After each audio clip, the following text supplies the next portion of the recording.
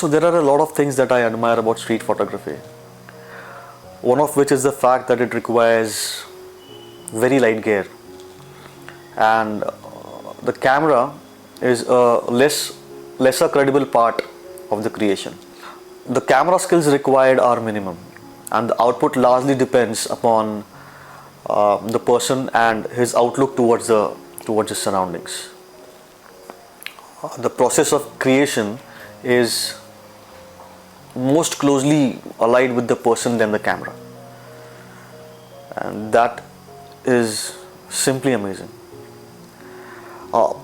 Street photography more or less is the sensibility of a person towards his surroundings, and that is why I also feel that it is more close towards paintings.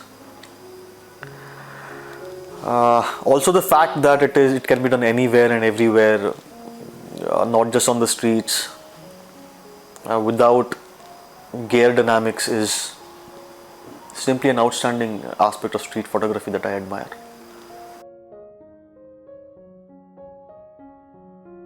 So the biggest inspiration for me to go out and shoot every day would be street food, because I love street food.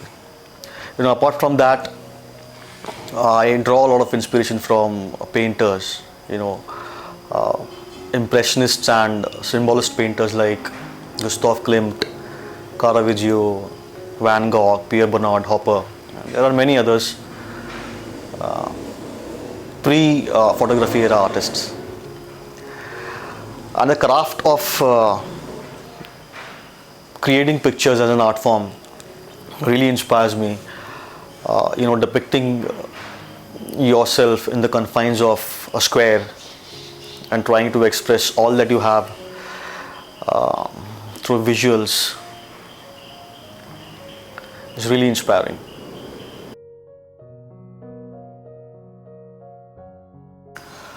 While I am on the field, I interact only through my eye contact most of the times, and that too if it is very necessary. I would just go out there, do my job and come back with pictures. I would smile sometimes if I find a good subject for street portraits. When you get close to people or close enough to people while you're shooting, you always have a camera on your eye. So sometimes an eye contact is also not possible. And that is also a very interesting or exciting part of street photography. Getting out there amongst unknown people, settling yourselves into their environment, and without speaking a word, really getting invisible amongst the crowd and grabbing the best possible visuals out of it is amazing. It is a different kind of an high.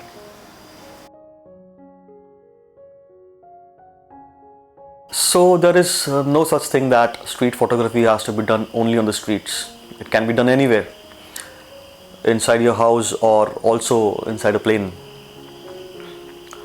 Public places such as gardens, historical monuments or temples, etc. are often chosen by photographers to produce pictures.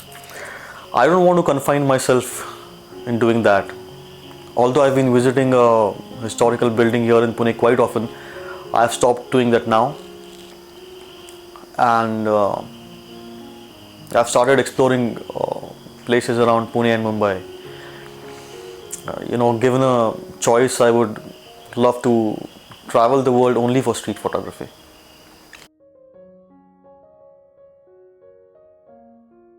Fortunately, street photography is very well defined for it to stand out from documentary and architecture photography. And interestingly, when photography became mainstream back in the 1900s with the Kodak Brownie camera, the only genres that could be shot with it were street, documentary and architecture with the available technology. And if you happen to look, the golden era of street photography has been between 1960s to 1970s. Even today, you don't need advanced features in your camera for street photography. You don't need autofocus, you don't need expensive lenses. You don't need technology to produce good work in this genre. All you need is you to be you. My advice would be to go out and shoot as frequently as possible, and keep in mind that street photography is always about a lie, like acting is.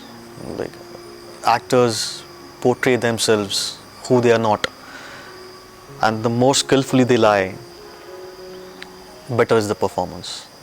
And this goes with every art form, even street photography. If your pictures showcase that which is not, or lie to an observer, you will succeed.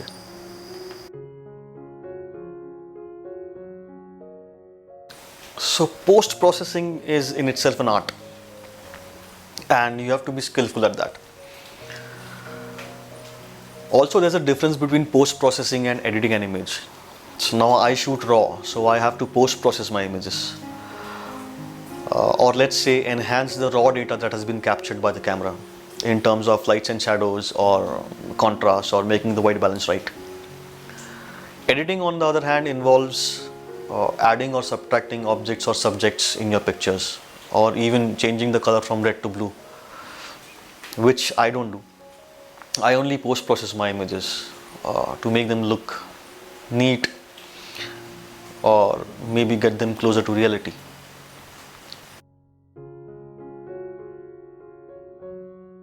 There is no such thing as a perfect shot, nor do I think there will ever be one. It's always a work in progress. I believe in the fact that art is never finished, it's only abandoned to be finished later. I mean, no one else can see the imperfections in a picture like an creator can. And the hands, or the brushes, or the paints, or the camera are very crude instruments as compared to the complexities of the inner self. And since it is work in progress, the work of an artist has to be admired or approached with that empathy. That is why most of the artists are appreciated in the later parts of their lives. That is when all the dots connect and a masterpiece is born. An artist is never eager to finish his work. He's always struggling to express himself with the medium he chooses.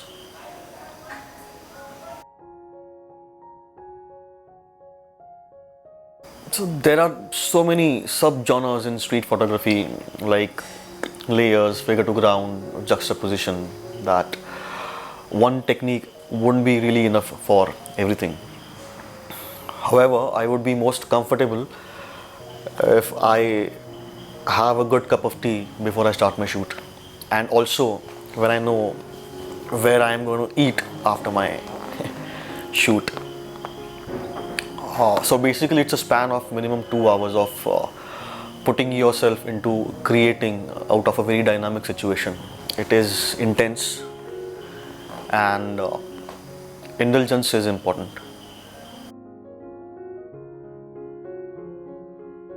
With the concept of time, and shooting moments in a frame was a natural choice. I used to paint landscapes long back, and I am into photography from the past 7 to 8 years now, and into street photography from the past 3 years. I have tried my hand at all the genres of photography until I migrated to street photography, and I think I have really found my place. Although I also love to shoot landscapes and nightscapes sometimes.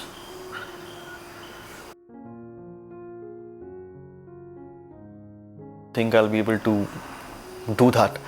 Also, since I've been shooting only on weekends, it hasn't been much of a problem for me. Also, one very important factor to manage your work life and hobby balance is the support of your family. Half of your issues will just vanish away if you have supportive people around you.